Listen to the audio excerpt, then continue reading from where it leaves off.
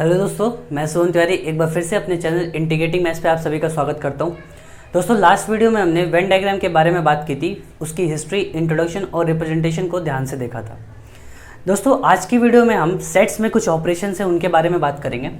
तो दोस्तों, आज की वीडियो में हम यूनियन और इंटरसेक्शन जो ऑपरेशन है सेट्स पे, सिर्फ उनकी बात करेंगे, क्योंकि वीडियो ज़्यादा लंबी ना हो और छोटी छोटी वीडियो होंगी तो आपको और अच्छे से समझ में आएगा। लेकिन जो सेट्स में अगर हम पूरे ऑपरेशंस की बात करें तो हमारे पास यूनियन, इंटरसेक्शन के अलावा डिसजॉइंट, कॉम्प्लीमेंट, डिफरेंस और सिमेट्रिक डिफरेंस जैसे जो हमारे पास ऑपरेशंस आते हैं। तो ये सारे ऑपरेशंस हम धीरे धीरे करके एक एक दो वीडियोज़ में पढ़ लेंगे। तो आइए दोस्तों, आज की वीडियो में हम यूनियन ऑफ सेट से स्टार्ट करते हैं। दोस्तों, यूनियन ऑफ सेट में मान लीजिए कि आपके पास दो सेट्स हैं, एक सेट ए है और एक सेट बी है। उन दोनों सेट्स के सारे एलिमेंट्स को हमने अगर इकट्ठा करके एक नए सेट में लिख दिया, उसी को हम लोग यूनियन ऑफ सेट कहते हैं एक सिंपल भाषा में। एक एग्जाम्पल लेके इसको समझते हैं अच्छे से कि मान लीजिए कि मेरे पास दो सेट हैं, एक सेट ए है और एक सेट बी है। सेट ए में मेरे पास जो एलिमेंट्स है वो कुछ इस तरह से हैं कि ए कॉमा बी है। सेट बी में मेरे पास कुछ एलिमेंट्स है जो कि मेरे पास क्या है, बी कॉमा सी है।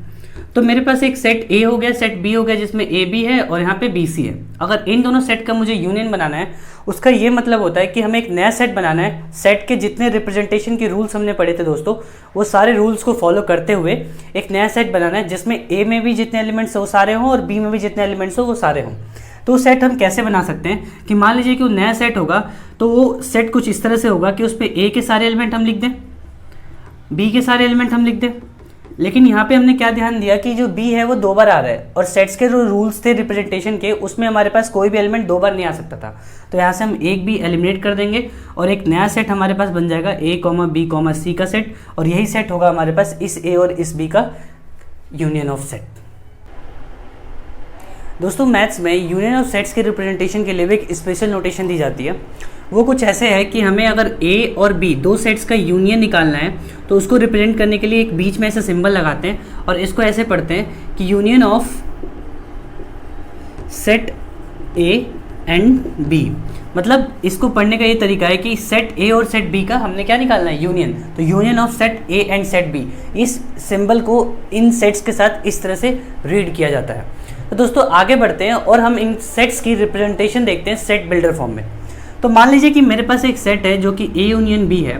वो इस तरह से सेट है कि उसमें x एक एलिमेंट है और x हमारा इस तरह का एलिमेंट है कि x कैसा होगा, या तो x बिलोंग करेगा सेट ए में, हमने देखा था अभी जो एग्जांपल देखा था, या तो जो x है हमारा बिलोंग करेगा सेट बी में, कहीं ना कहीं जरूर बिलोंग करेगा।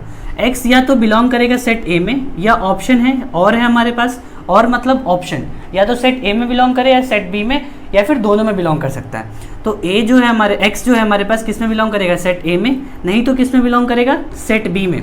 तो ये हमारे पास क्या हो गया, सेट बिल्डर फॉर्म में ए यूनियन बी सेट का रिप्रेजेंटेशन। यहाँ से एक और बात क्लियर है कि अगर ये चीज़ हमें दिखती है, इसका एक मतलब और है दोस्तों हमारे पास कि अगर एक x है बिलोंग करेगा ए यूनियन बी में, इसी को चीज़ को मैं एक अलग फॉर्म में लिख रहा हूँ। ये चीज़ मुझे क्या इंप्लाइज करेगी, बल्कि डबल इंप्लाइज करेगी कि जो चीज़ मैं आगे लिखूंगा और जो चीज़ मैं पीछे लिखूंगा वो दोनों चीज़ें एक दूसरे को सही बताएंगी। डबल इंप्लाइज का यही मतलब होता है। ये चीज़ मुझे ये बताएगी कि जो x होगा वो बिलोंग करेगा या तो ए में, और x जो होगा मेरे पास बिलोंग करेगा या तो बी सेट में। ये चीज़ें हैं मेरे पास। ऐसा भी हो सकता है कि x मेरा बिलोंग करे किस में, दोनों में। नेक्स्ट मेरे पास क्या है, इसी का जो नेक्स्ट पार्ट है, ये मान लीजिए मेरे पास फर्स्ट था, सेकंड पार्ट जो है कि अगर x बिलोंग नहीं करता मेरे पास ए में और b के यूनियन में, x जो है मेरे पास यहाँ पे क्या लिखा है कि बिलोंग नहीं करता, मैंने बिलोंग्स टू साइन को कैंसिल कर दिया, इसका मतलब बिलोंग नहीं करता। अगर x मेरा बिलोंग नहीं करता ए यूनियन बी में, इसका ये मतलब है, ये चीज़ भी डबल इंप्लाइज करेगी हमें। क्या इंप्लाई करेगी कि x ना तो बिलोंग कर रहा होगा मेरे पास ए में, ना तो मेरे पास x एंड, यहाँ पे एंड आएगा, मतलब कंपलसरी केस है ये कि हमारे पास क्या होगा कि x जो है मेरे पास वो a में भी बिलोंग नहीं करता होगा, और x जो है हमारे पास किस में बिलोंग नहीं करता होगा, b में भी। तो x मेरे पास क्या करेगा, b में भी बिलोंग नहीं करेगा। तो ये दो छोटे छोटे केस थे, काफ़ी इंपॉर्टेंट केस है बच्चों के लिए जो अभी स्टार्ट कर रहे हैं। तो ये काफ़ी इंपॉर्टेंट केस है, इनको ध्यान रखिएगा कि x का मतलब क्या है। अगर बिलोंग करता है ए यूनियन बी में तो या तो वो a में आ रहा होगा या तो b में आ रहा होगा, दोनों में भी आ सकता है। जो हमने एग्जांपल देखा था उसमें जो b एलिमेंट था वो दोनों में आ रहा था। नेक्स्ट हमारे पास क्या है कि अगर x मेरा A यूनियन B में नहीं आता तो x ना ही मेरा A में आ रहा होगा, x ना ही मेरा B में आ रहा होगा। इन प्रॉपर्टीज़ को और भी डिटेल में हम डिस्कस करेंगे। पहले हम क्या करते हैं, 2 सेट्स और 3 सेट्स का कैसे यूनियन वेन डायग्राम में डिस्प्ले होता है, कैसे हम वेन डायग्राम में दिखा सकते हैं 2 सेट्स के यूनियन को, 3 सेट्स के यूनियन को, उनको यहाँ पे हम ध्यान देते हैं। तो दोस्तों मान लीजिए कि मेरे पास क्या है, 2 सेट्स हैं, ये वेन डायग्राम की रिप्रेजेंटेशन है, कैसे हम वेन डायग्राम को रिप्रेजेंट करते हैं। ये वीडियो मैंने इससे पहले वाली जो वीडियो थी उसमें ये सब चीज़ें हमने पढ़ी हैं। अगर आपने नहीं देखी है तो जाके पहले उस चीज़ को देखेंगे तो ये ज़्यादा अच्छा समझ में आएगा। उस वीडियो की लिंक मैंने आई बटन में दे रखी है। यहाँ पे क्या है दोस्तों, हमारे पास एक सेट A है और एक सेट B है। हमें क्या करना है, इन दोनों सेट्स का यूनियन बताना है। यूनियन का मतलब हमने क्या पढ़ा कि हमारे पास जो ये दोनों सेट्स हैं, इन दोनों सेट्स के सारे एलिमेंट एक साथ आ रहे हो। अगर सारे एलिमेंट एक साथ आ रहे होंगे तो इसका ये तो सिंपल यही मतलब है कि जो ये सेट्स हमारे पास बने हैं, इन सेट्स के सारे एलिमेंट को हमने क्या करना है, ले लेना है। हमने सारे एलिमेंट्स को कंबाइन कर लेना है एक नए सेट में। तो ये मेरे पास कैसा सेट बन गया, ये एक ऐसा सेट बन गया जिसमें मेरे पास क्या होगा, एक A का भी एलिमेंट होगा और B का भी एलिमेंट होगा। तो जो शेडेड रीजन है दोस्तों यहाँ पे, वो शेडेड रीजन हमें क्या देगा, A यूनियन B सेट देगा। तो ये वेन डायग्राम में रिप्रेजेंटेशन थी किसकी, A यूनियन B सेट की। नेक्स्ट मेरे पास क्या है कि अगर मेरे पास सेम 3 सेट्स हो तो 3 सेट्स के लिए भी यही काम होता है कि जो इनकी बाउंड्री में बने हो, मतलब कि जो ये दोस्तों बाउंड्री दिख रही है इनकी, ये बाउंड्री, ये ऐसे करके, ये बाउंड्री के अंदर जितने एलिमेंट्स होंगे वो सारे एलिमेंट्स मेरे A union B union C तीनों सेट्स में आएंगे। ये 3 सेट्स के रिप्रेजेंटेशन का भी तरीका है और वेन डायग्राम में ऐसे रिप्रेजेंट होता है कि जितने एलिमेंट्स हैं मेरे पास इनकी बाउंड्री में, आउटर बाउंड्री में, वो सारे एलिमेंट्स मेरे किस में आएंगे, A यूनियन B में आएंगे। कुछ रिपीटेड एलिमेंट्स भी होंगे जो ये कॉमन एलिमेंट्स दिख रहे हैं आप लोगों को दोस्तों। तो रिपीटेड एलिमेंट्स को हमें पता है कि सेट्स के रिप्रेजेंटेशन के रूल्स के हिसाब से सिर्फ एक बार ही लिखना होता है। तो ये था दोस्तों हमारे पास कैसे हम 2 सेट्स को और 3 सेट्स को एक साथ वेन डायग्राम में रिप्रेजेंट कर सकते हैं। आइए आगे देखते हैं हम कि इंटरसेक्शन ऑफ सेट्स को कैसे हम वेन डायग्राम में रिप्रेजेंट कर सकते हैं। उससे पहले हम उनकी डेफिनेशन भी पढ़ेंगे, जैसे इसकी पढ़ी, एग्जांपल भी लेंगे, उसका भी सेट बिल्डर फॉर्म में हम रिप्रेजेंटेशन भी देखेंगे।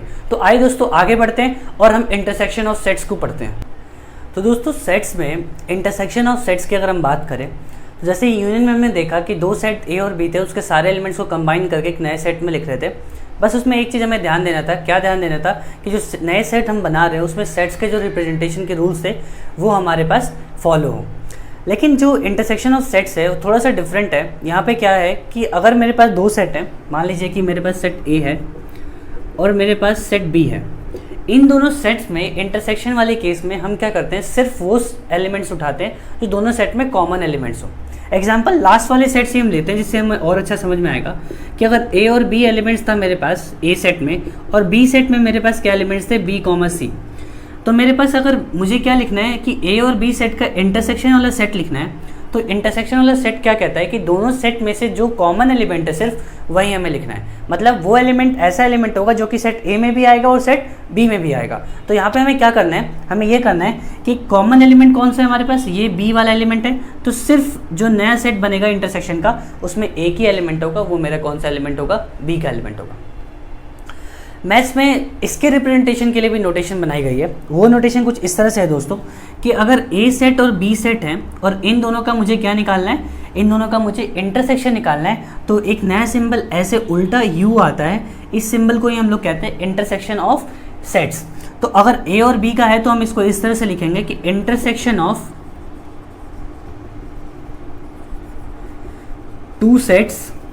अगर यहाँ नाम दे रखा है तो set A and set B, 2 set है मेरे पास, सेट A और सेट B, उसका इंटरसेक्शन निकालना है। तो इस सिंबल को इस तरह से हम पढ़ते हैं। आइए अब इस चीज़ को हम लोग सेट बिल्डर फॉर्म में रिप्रेजेंट करके देखते हैं कि कैसे हम एक इंटरसेक्शन वाले सेट्स को सेट बिल्डर फॉर्म में रिप्रेजेंट कर सकते हैं। तो दोस्तों हमारे पास क्या था कि अगर एक सेट A है और उसका इंटरसेक्शन जो है मेरे पास किसके साथ, सेट B के साथ है, तो एक सेट बनेगा। वो सेट में x एक एलिमेंट होगा और x एक एलिमेंट इस तरह से होगा कि जो x होगा कंपलसरी था यहाँ पे कि A से भी बिलोंग करेगा और B से भी। तो x वाला एलिमेंट A से भी बिलोंग करेगा और कंपलसरी वाली कंडीशन में हम एंड लगाते हैं, तो हमारे पास एंड लगेगा और x जो है बिलोंग करेगा किससे, B से भी। मतलब x एक ऐसा एलिमेंट होगा जो कि A से भी बिलोंग करेगा और B से भी बिलोंग करेगा। अब इस चीज़ को थोड़ा सा और डिटेल में पढ़ते हैं। अगर मान लीजिए मेरे पास एक केस फर्स्ट मान लेते हैं कि x बिलोंग करेगा A इंटरसेक्शन B से, तो ये मुझे क्या डबल इम्प्लाइज करेगा कि ये इम्प्लाई करेगा मुझे कि जो x है वो बिलोंग करेगा मेरे पास a से भी, और कंपलसरी है तो एंड x जो है मेरे पास बिलोंग करेगा सेट b से भी। दोस्तों ये था हमारे पास कि अगर एक एलिमेंट जो है x वो बिलोंग करेगा a इंटरसेक्शन b से, तो बिलोंग करेगा a से भी और b से भी, दोनों से बिलोंग करना चाहिए। ये होता है बेसिक कॉन्सेप्ट किसके पीछे, इंटरसेक्शन ऑफ दो सेट्स के पीछे। अगर इंटरसेक्शन ऑफ दो सेट्स के पीछे बेसिक कॉन्सेप्ट ये था कि दो सेट्स का क्या था, कॉमन वाला पार्ट था, तो इसी चीज़ को अगर हम वेन डायग्राम में रिप्रेजेंट करके देखें तो कैसे होगा हमारे पास कि अगर हम दो सेट्स का रिप्रेजेंटेशन देखें वेन डायग्राम में, किसका, दो सेट्स के इंटरसेक्शन का रिप्रेजेंटेशन, तो कुछ इस तरह से होगा कि ये सेट A था पूरा मेरे पास और ये सेट B था पूरा मेरे पास। अगर A और B ये दोनों सेट्स हैं मेरे पास पूरे, इनके बीच का कॉमन पार्ट चाहिए मुझे, तो दोस्तों इनके बीच का कॉमन पार्ट क्या होगा, ये वाला ही पार्ट होगा। तो मैं कह सकता हूँ कि अगर वेन डायग्राम में मुझे रिप्रेजेंट करना है A इंटरसेक्शन B, तो इनके बीच का जो कॉमन पार्ट है वो क्या है, सिर्फ ये वाला पार्ट है। तो अगर मैं ये कहूँ कि ये वाला पार्ट कौन सा पार्ट होगा, तो आप आराम से कह सकते हैं कि ये वाला जो पार्ट होगा, ये वाला पार्ट, ये पार्ट हमारे पास क्या होगा, एक सेट A है और दूसरा सेट B है, उनका इंटरसेक्शन है, तो यानी A इंटरसेक्शन B ये है। पूरा हमने देखा था कि जब पूरा हमने सेट किया था लास्ट वाला जो टॉपिक था उसमें, कि पूरा जो सेट किया था हमने, उस पूरे सेट में A यूनियन B मिल रहा था हमें। नेक्स्ट अगर तीन सेट्स की इंटरसेक्शन की हम बात करें, यानी तीन सेट्स में कौन सा जो एलिमेंट है वो कॉमन है, तो इस सेट में अगर हम देखें, तीन सेट्स में देखने से पहले अगर हमें देखेंगे तो A और B का जो कॉमन पार्ट होगा दोस्तों वो ये होगा, A और B का कॉमन पार्ट। अगर A और C का कॉमन पार्ट देखें तो दोस्तों वो कुछ इस तरह से होगा, ये वाला पार्ट जो होगा A और C में कॉमन होगा। B और C का कॉमन पार्ट को देखें तो वो हमारा ये वाला पार्ट होगा। लेकिन हमें चाहिए क्या, हमें A intersection B intersection C चाहिए, यानी हमें तीनों सेट का जो कॉमन पार्ट है दोस्तों वो चाहिए। तीनों सेट का अगर कॉमन पार्ट की हम बात करें तो वो हमारा ये वाला जो सेट, ये वाला जो पार्ट बन रहा है, ये वाला पार्ट में जो एलिमेंट होंगे, जितने एलिमेंट्स होंगे इस पार्ट में, वो सारे एलिमेंट्स क्या होंगे, वो सारे एलिमेंट्स हमारे तीनों sets, set A, set B और सेट C, तीनों सेट्स में आ रहे होंगे। इसी चीज़ को हम कहते हैं कि set A intersection set B intersection set C, यानी एक ऐसे एलिमेंट जो कि तीनों सेट्स में आ रहे हों। तो दोस्तों ये वीडियो जो थी, इस वीडियो में हमने सेट्स के दो ऑपरेशंस के बारे में बात करी। एक था हमारे पास यूनियन ऑफ सेट्स और एक था हमारे पास इंटरसेक्शन ऑफ सेट्स। एक बार रिव्यू ले लें अगर हम, तो हमने क्या पढ़ा कि अगर A यूनियन B लिखा है, इसका मतलब क्या है कि एक एलिमेंट X होगा जो कि A से भी बिलोंग करेगा, एक सेट में एक X एलिमेंट होगा जिसमें जो X होगा वो A से बिलोंग करेगा, नहीं तो कम से कम B से तो जरूरी बिलोंग करेगा, तभी वो सेट A यूनियन B में आ रहा होगा।